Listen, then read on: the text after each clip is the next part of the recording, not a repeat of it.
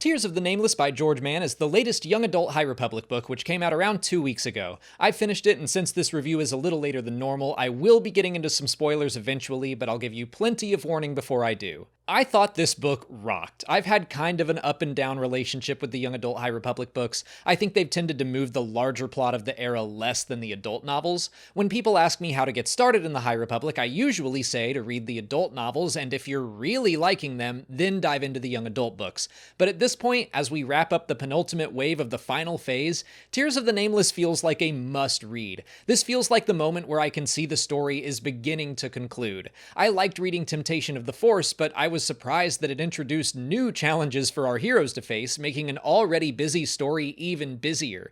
Tears of the Nameless did a great job at starting to pull together all those various plot threads, like that's genuinely part of Wreath's struggle, is trying to figure out how everything is connected and start to find solutions to all these problems.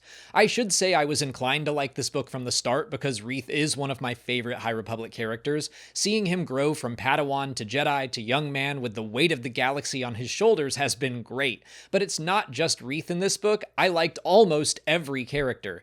The villain wasn't my favorite. He was a child of the Storm named Sicarus, and while I'm grateful we got a lot of answers about who and what the Children of the Storm are, I was never psyched to read his chapters.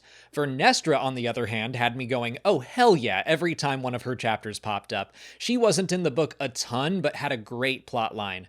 All of the Jedi characters were great, and they've always been the strongest part of this era for me. Amadeo Izazo and his master Miro Lox were fantastic. There were some newbies named Eve and Zaf I instantly liked. Comac returned after what felt like a very long absence. Aslan Rel had some wonderful scenes with Wreath, feeling very much like a Clarice and Hannibal Lecter style relationship. And of course we have the crew of the vessel, specifically Geode, who is always a delight. Of course, part of the problem with loving these characters so much is that some of them don't make it. Light of the Jedi kicked the High Republic off with the Great Disaster and a ton of deaths. The Rising Storm broke our hearts with Loden Greatstorm. Tears of the Nameless has its share of tragedy too, and features some of the most brutal and haunting deaths I can recall in this series. This book follows a similar format as a lot of the other High Republic books. The first half is a lot of setup, and the second half is where most of the action takes place. That said, the first half never felt slow to me, because while there aren't as many fights or explosions in the first half, there is a ton of emotional action that George Mann writes incredibly well. Wreath has Aslan Rel on his shoulder like the devil, and there are other characters trying to pull him back into the light. There are spies to be discovered and philosophical questions to answer. I think that's why Sicarus didn't hold my attention, is because the internal struggles were more compelling to me. Tears of the Nameless is an exploration on how a single Jedi, and likely the Jedi Order as a whole, will react in the face of overwhelming opposition. The entire High Republic era was built on the question, what scares the Jedi? We have found several answers to that question in these books and comics, so how do they respond to that fear?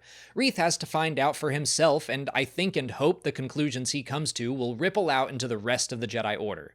So yeah, that's my more vague, spoiler-free review. I would consider Tears of the Nameless a must-read book for High Republic fans. If you haven't read any of the books or comics yet, like the rest of Phase 3, I would not recommend this as your first High Republic book. Part of the reason it's so satisfying is because it's answering questions posed by the stories that came before.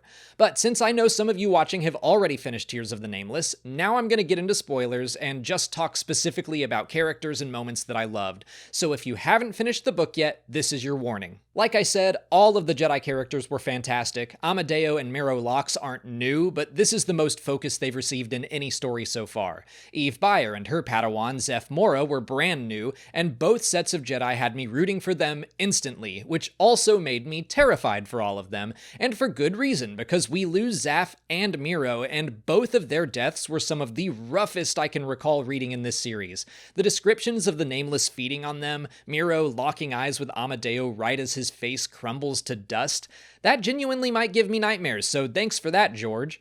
Comac's story, both alone and with Wreath, was right up my alley. In my review for The Glass Abyss, I mentioned loving when Star Wars books hop around the galaxy like Indiana Jones movies, and then I feel like I got that and more in Tears of the Nameless, because we didn't just hop around from planet to planet, we were exploring ruins and learning about ancient cultures. I was so into everything surrounding Thal, Talis, and the Ptolemite civilization who first encountered the Nameless. And on a mythological level, I think it's very interesting that the Ptolemites and their three ancients share some similarities with the Zepho having 3 sages and also falling into legend over time. Speaking of mythology, while Sycorax wasn't my favorite part of the book, I did like that his name served as a clue to his eventual end. We learned more about the Children of the Storm, a group who have been very present in the High Republic comics. Basically, they're Force users injected with the blood of the Nameless, which helps give them some kinship with the creatures. Sycorax assumes that the blood and his control device means he has power over them, and he doesn't treat those he views to be beneath him with respect.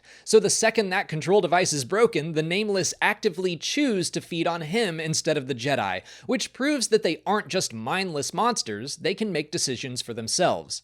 As for what we learn about the Nameless, it definitely makes them more tragic and links back to a prophecy we first read way back in Master and Apprentice by Claudia Gray in 2019. We learned that the Nameless on Planet X don't look horrifying. They are described as peaceful, proud, and beautiful. We know Planet X is strong in the Force, amplifying the powers of anyone who sets foot there, so the Nameless probably have plenty of Force energy to feed off of while they're home, but when they're removed, they change into predators because they are starving. The prophecy in Master and Apprentice reads, "Only through sacrifice of many Jedi will the Order cleanse the sin done to the Nameless. The danger of the past is not past, but sleeps in an egg. When the egg cracks, it will threaten the galaxy entire. When the Force itself sickens, past and future must split and combine. A chosen one shall come, born of no father, and through him will ultimate balance in the Force be restored." I do think the sin done to the Nameless is simply removing them from their home. Many Jedi have already died because of that, and it's possible many more will die before the story is done. Maybe a larger sin will be done to the Nameless by the Jedi, but I'm hoping they find some understanding with the creatures and simply help them return home. The danger of the past sleeping in an egg that cracks, threatening the galaxy sounds like the Nameless as well, and their return is a harbinger of the blight, maybe caused by this sickness of the Force. The past and future must split and combine. That could simply mean the answers Reath is currently finding in the past, or maybe there'll be something deeper. Finally, I think the Chosen One part is obviously meant to be about Anakin. I'm guessing all of this can be seen as a sign of the coming birth of the Chosen One. At any rate, the fact that we can jump back over 5 years to see hints of this current story is awesome. Speaking of the past, I love that Reath now wields Salandra Sho's shield. It makes me wonder how it wound up on Batuu instead of in Rupert Natani's Jedi lineage, but that's a story for another time. For now, it was absolutely rad seeing Reath throwing the shield around Captain America style. It's a perfect fit for him. Moving on, the blight being present on Coruscant is chilling, and I love that it's spreading from the Sith shrine underneath the temple. I was personally unclear about what the final chapter of Temptation of the Force was showing us. I thought Marchion was purposefully bringing the blight there, but people in our book club suggested it was more showing that he had some level of control over the blight. I now think they were right. I think he was showing that he could spread the blight if he wanted to, and was also showing the Republic that he could bring an end to the suffering if they submitted to him. But I always think it's cool seeing the Sith Shrine, and having it be a source for the blight is great. I liked how much clarification to the timeline tiers of the Nameless brought. It takes place at the same time as Beware the Nameless, and the connections to that book were fun. This book felt like a huge missing puzzle piece that gave me a bunch of landmarks that have helped me put the rest of Phase 3 in order. I think some of the scheduling of this phase has felt a little wonky and out of order, which is just the nature of publishing. For example, I think most of the High Republic Phase 3 comic takes place during or after Tears, but it wouldn't have made sense to wait for this book to then start a months-long story. I think and hope that as we approach the final wave, everything will line up a little better. Finally, at the heart of the book, I loved everything to do with Reath and Aslan Rel. Aslan keeps testing the younger Jedi, suggesting he will have to embrace his fear and use it as power to defeat the Nameless, but Reath, who is having to grow up real fast, begins to learn that every Jedi he's ever looked up to is just like him. They all have their own fears. They're all just doing their best at any given moment. Aslan wants Reath to respond to the terror of the Nameless with strength driven by fear, the dark side, but Reath learns to embrace and accept his fear and ask for help when he needs it, which is a lesson I still struggle to learn. I have a hard time asking for help on even basic things, and I don't have to save an entire galaxy. But that's what Star Wars does when it's firing on all cylinders. It gives us these characters in huge, mythologically dangerous situations, but still finds a way to reach us where we are and offer some advice. This is a young adult book. I'm in my late 30s, but it's still giving me lessons lessons I need to be reminded of. And it was all wrapped up in an exciting story with characters I love that also made the Star Wars nerd in me go, ooh, I can't wait to add all the stuff about the Ptolemites into next year's complete canon timeline video 10,000 years before the Battle of Yavin.